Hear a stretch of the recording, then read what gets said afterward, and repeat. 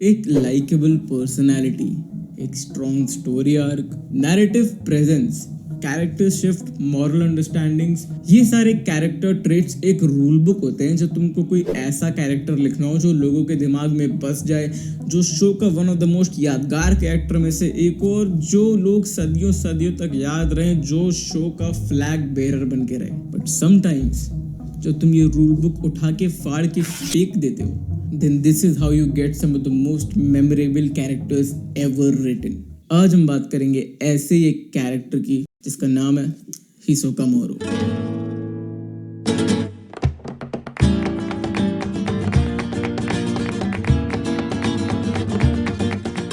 हिसोका का हंटर में जितने सिंपल मोटिव्स हैं उतने ही कॉम्प्लिकेटेड भी हैं। ऑन द सरफेस जब तुम पहली बार देखते हो तुमको देख के लगता है कि ये अच्छा गॉन से लड़ रहा है, ऐसा वैसा, ये शायद मेन विलन होगा, इसको बिल्ड करेंगे। लेकिन नहीं, हंटर एग्जाम आर के बाद वो ऐसे गायब हो जाता है जैसे तुमको क्या उसको भी नहीं पता है कि वो क्या करने वाला है। और यही उसके कैरेक्टर का पूरा एसेंस है। हिसोका का बस एक ही मॉरल है, ऐसी कोई भी चीज जिससे उसको मजा आता है वो करेगा, चाहे तुम उसके बारे में जो सोचते हो उसको उससे इतना सा भी मतलब नहीं है। और जो तुम एक अनसर्टेन कैरेक्टर को एक ऐसी जगह डालते हो जहाँ पे गॉन जैसा स्ट्रॉन्ग प्रिंसिपल्स वाला आदमी है, या किलवा जैसा बंदा है जिसका इतना बैगेज अटैच्ड है उसकी ट्रेजेडी से, या फिर कुरापिका, या सब लोग इतना हेवी बैगेज लेके चल रहे हैं शो में कि अनहिज्ड हिसोका बस एक सलमान भाई की गाड़ी जैसे फुटपाथ पे चढ़ती है वैसे चलते हुए चले जाता है। मिल मेरे को कई बार। तुमको खुद को नहीं पता है कि कल वो जेल जाएगा कि कल वो ये कर रहा होगा। तुम ऊपर से नीचे हिसोका को ले लो, उसके अंदर डिसेप्शन कूट कूट के भरा है।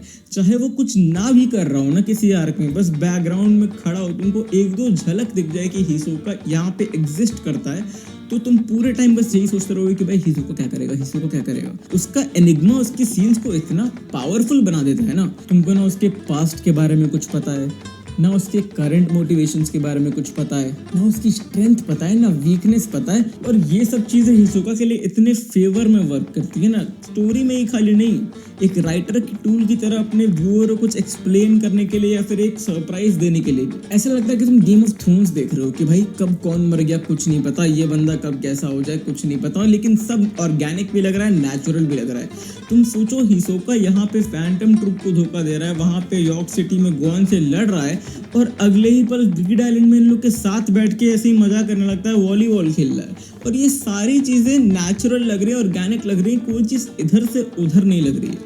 क्यों भाई? क्योंकि हिसोका कर ही कुछ भी सकता है। एक ब्लड थर्स्टी, मर्डरिंग साइकोपैथ को तुम एक झटके में वॉलीबॉल खेलता हुआ, स्माइल करता हुआ क्लाउन की तरह देखते हो, जो कि भाई बच्चों को देख के अराउज हो रहा है, जो कि एक और क्रीपी चीज है। लेकिन तुम्हारे दिमाग में एक सेकंड के लिए भी नहीं आता है कि वो एंटागनिस्टिक कैरेक्टर है, तुम उसको विलन में नहीं डालते हो, बल्कि तुम बस इसमें डालते हो कि ये स्क्रीन पे आएगा तो मजा आएगा। भाई उसका स्क्रीन टाइम कम करके उसके मजे को और एम्पलीफाई कर देना, ये एक अच्छे राइटर का टूल होता है जो कि हर कोई अच्छे से नहीं कर पाता है। हिसोका इतना फ्लेक्सिबल कैरेक्टर है, यहाँ तक कि उसकी नैन एबिलिटी भी बंजी गम है, which has both properties of rubber and gum by the way। ये सबसे इंपॉर्टेंट सेंटेंस है पूरी वीडियो का। इतना सब कुछ होने के बाद भी, इतनी पॉसिबिलिटीज होने के बाद भी हिसोका बस इसीलिए करता है कि इसको मजा आ रहा है।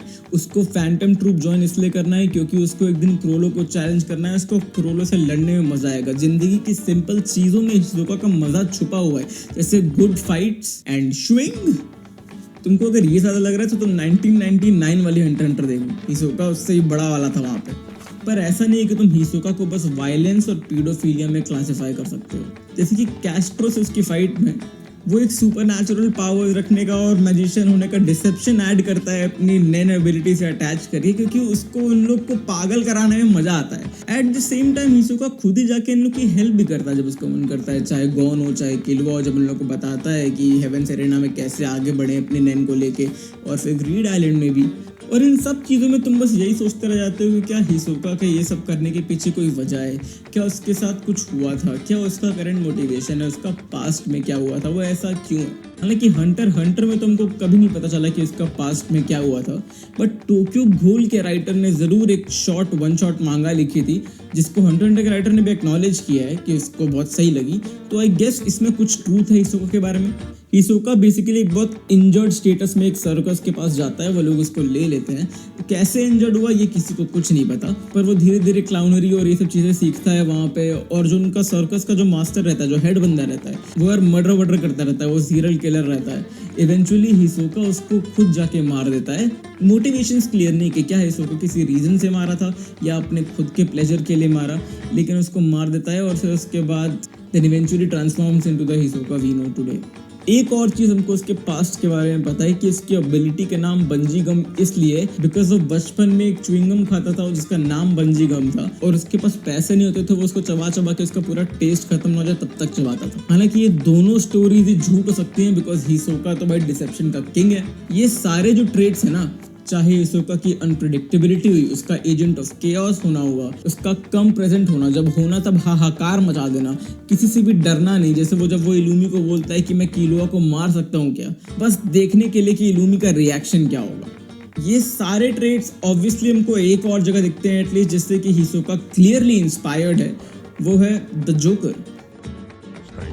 हिसोका के लुक से लेके उसका पूरा कैरेक्टर ऑलमोस्ट जोकर का मिरर इमेज है, बट यार मिरर इमेज भी इन्वर्टेड होती है। सी जोकर के केस में जो चीजें उसको प्लेजर देती हैं वो है chaos, absolute pure menacing chaos. Society में अनरेस्ट आ जाए, लॉलेसनेस आ जाए, सब कुछ उथल पुथल हो जाए, ये सारी चीजें जोकर को ड्राइव करती हैं। तुमको क्लियरली पता है जोकर का भैया के वॉलीबॉल खेल के मजा नहीं लेने वाला है। यहीं पे हिसोका डिफरेंट हो जाता है, उसको खुद को नहीं पता उसको कल क्या चीज मजा देगी। एक और फैक्टर ऑफ अनप्रेडिक्टेबिलिटी यही है जो हिसोका के फेवर में वर्क करता है, जिससे कि तुमको आज तक नहीं पता है कि वो कब किसको कैसे मात देते और वो अपने साथ क्या स्ट्रैटेजी और क्या सोच लेके चल रहा होगा, कब वो विलेन है, कब वो हीरो है, कब वो ट्रस्ट वर्दी है, कब वो भाई डिसीट कर रहा है, कब वो झूठ बोल रहा है, कब सच बोल रहा है, कब अच्छा है, कब बुरा है, कब वो एक सिंपल वायलेंस लविंग मेनियक है, और कब वो एक deceptive murderous paedophilic psychopath. That's what makes